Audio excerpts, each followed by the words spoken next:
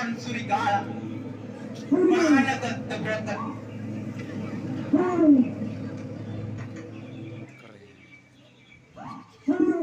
Ginangan ganon. Ganon na ako bilabi. Muhammad Patula. Muhammad Toiro. Leon Di Toiro.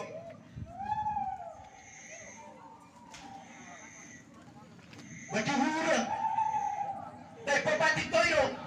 Tapi pasak Di Toiro.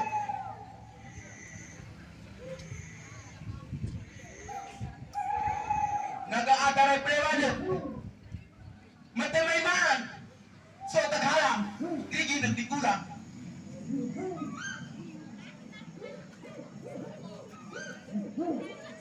Nagkumuha tayo China. Wato tanto na kaya. Tayo pagkato. Tarong karatang. Lolo kurang. Ikan nito baro. Itay pagkato. Tampe na ano leho. Kira toma tayo manaragat. Tong kayo at ang mga buto. Loda ko ang gira ko. Tarong na kanilinan. Kukrota ka. Tiha ka. Tarong kamuto ni babari. Nakapali. Tarong ka na pa. Isama pasaka.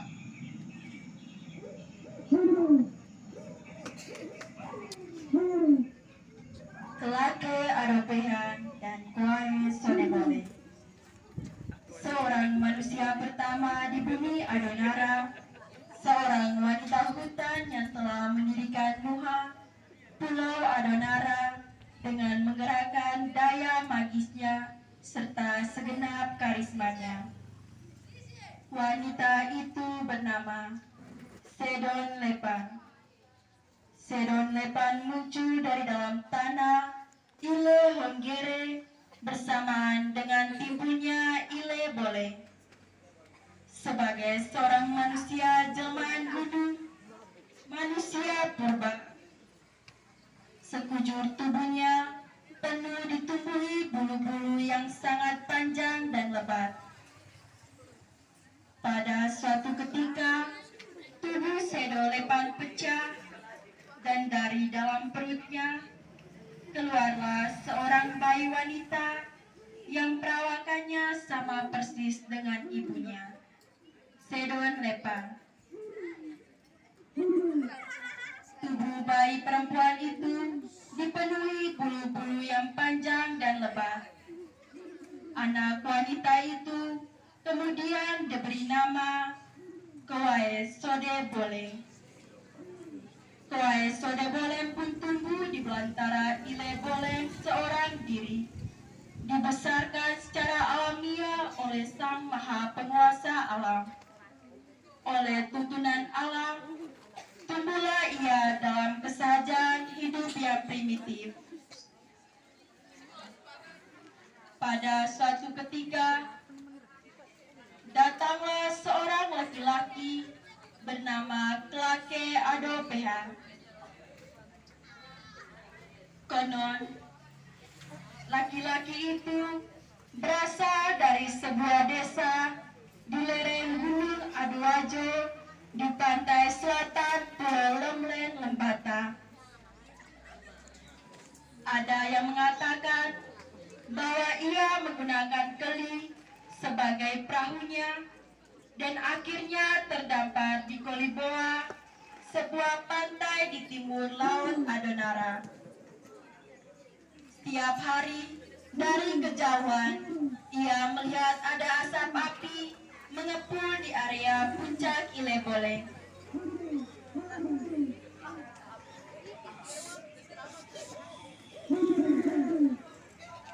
Maka pada suatu hari ia berperahu, konon hanya terbuat dari sepotong pelepah lontar, menuju pantai Wewuring dan selanjutnya mendaki ke puncak Ile Bole. Ia berbekalkan sebambu tua, sebotol arak, serta bawaan lainnya berupa selaras tofa, sebilah parang, dan sehelai sarung cadangan. Ketika tiba di puncak Ile Bole, Ia tidak menjumpai siapapun, kecuali unggunan api yang masih membara. Telaki Adopehan memadamkan api tersebut. Kemudian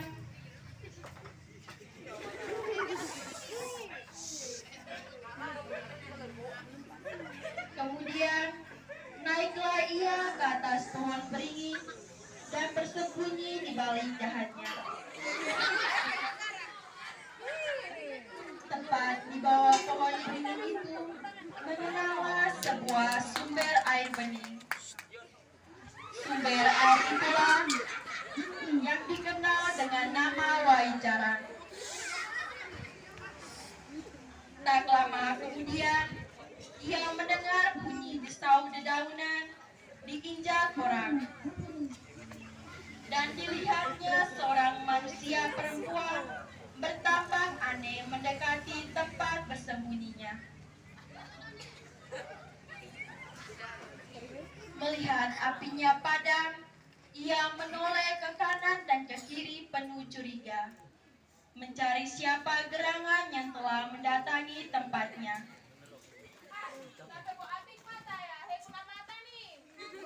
Nampaknya orang aneh itu kehausan. Ketika ia tunduk mencedok air untuk minum, ia melihat ada sosok bayangan manusia yang memantul pada permukaan air bening. Ia menengok ke atas pohon beringin. Ternyata ada seorang manusia yang bertengger pada salah satu cabang pohon beringin. Maka perempuan itu aneh bertanya,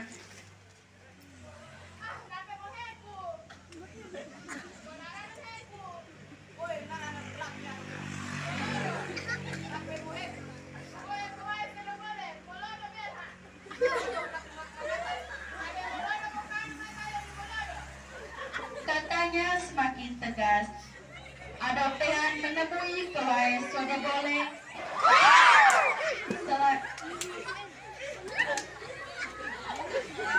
Selanjutnya, keduanya berbincang-bincang sambil minum tuak dan arak.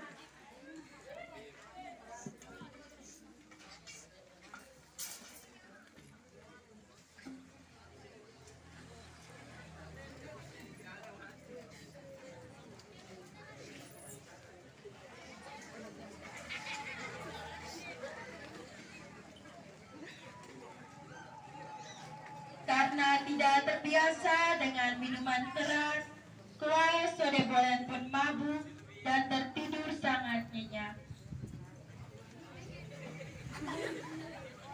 Pada kesempatan itulah, lelaki Adopehan mengambil pisau dan mencukur bulu-bulu pada sekujur tubuh Kawai Sodebole, kecuali di kepala dan sekitar pangkal paha. Kuku-kuku yang kuat dan runcing pada kedua tangan dan kedua kakinya dikerat Adopehan dengan rapi.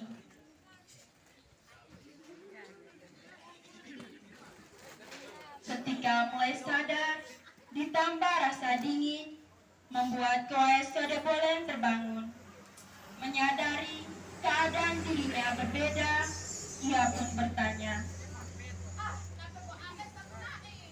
Yang dimaksud adalah bulu-bulu tubuhnya yang sudah dicukur gundul. Tanpa menjawab apa-apa, lelaki Adopehan memberi dan memakaikan sehelai kain sarung yang dibawanya.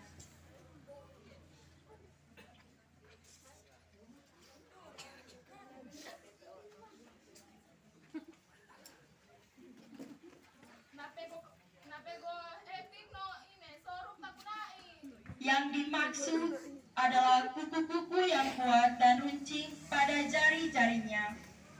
Tanpa bicara, lelaki Adopehan menyodorkan kepadanya sebilah pisau dan selaras topa serta menunjukkan cara penggunaannya.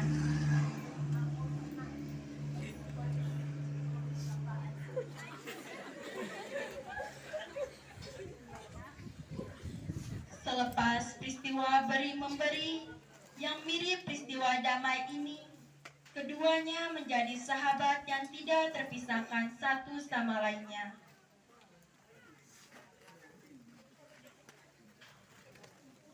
Kadangkala mereka turun ke pantai Waiwuri dan sekitarnya untuk berkarang. Dari sekian banyak hasil tangkapan kuai sodebole, Kelake Adopeha memisahkan ikan-ikan beracun sambil memberikan penjelasan.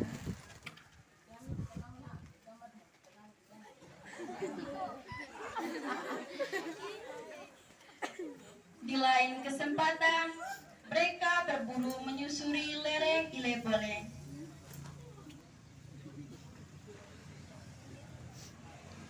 Begitulah kehidupan mereka sehari-hari, seiring tuntunan alam dan bimbingan perjalanan waktu. Tibalah pada suatu hari, dalam perjalanan pulang dari pantai ke gunung, mereka melintasi sebuah padang hijau dikerumuni aneka kupu-kupu dan belalang. Keduanya sempat menyaksikan sepasang belalang kawin, dan pengalaman inilah yang menggugah naluri puber kemanusiaan mereka berdua. Dan terdoronglah hati keduanya untuk menirukan perilaku belalang kawin sebagaimana yang mereka saksikan.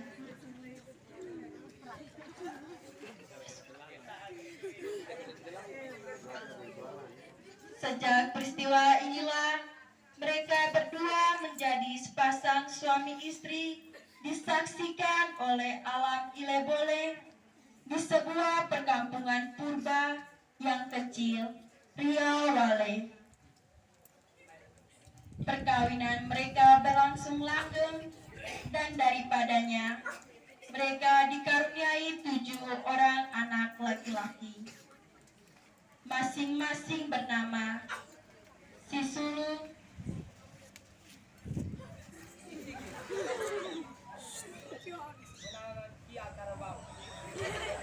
dengan segenap keturunannya mendiami wilayah sekitar Lamalong dan Wota Bolong Kiwang Ona.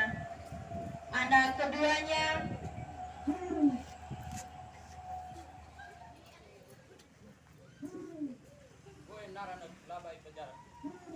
yang kelak di kemudian hari dengan segenap keturunannya menetap di Lambayung, Bolen dan sekitarnya.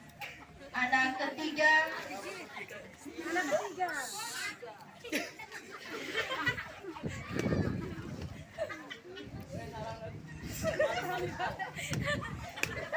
dengan segenap keturunannya menetap di Lamawolo, Dokeng dan sekitarnya.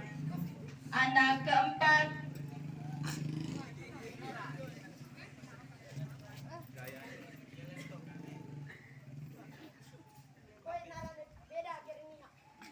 dengan keturunannya menetap di Nihaona. Anak kelima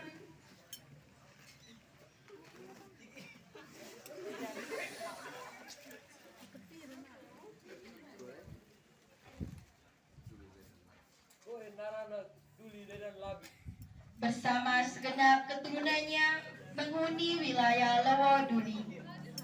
Anak keenamnya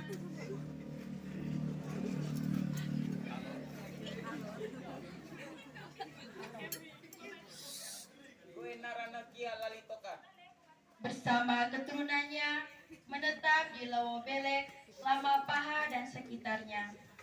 Yang terakhir si bungsu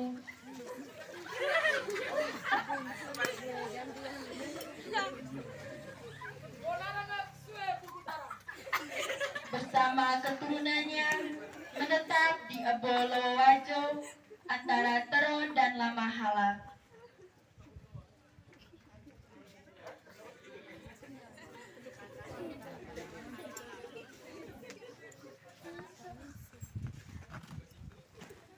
Dengan demikian, semoga dengan cara ini menjadi titik start dalam upaya memurnikan apa yang dikehendaki oleh masyarakat Lamaholot Adonara dalam konteks budaya tutur lisan.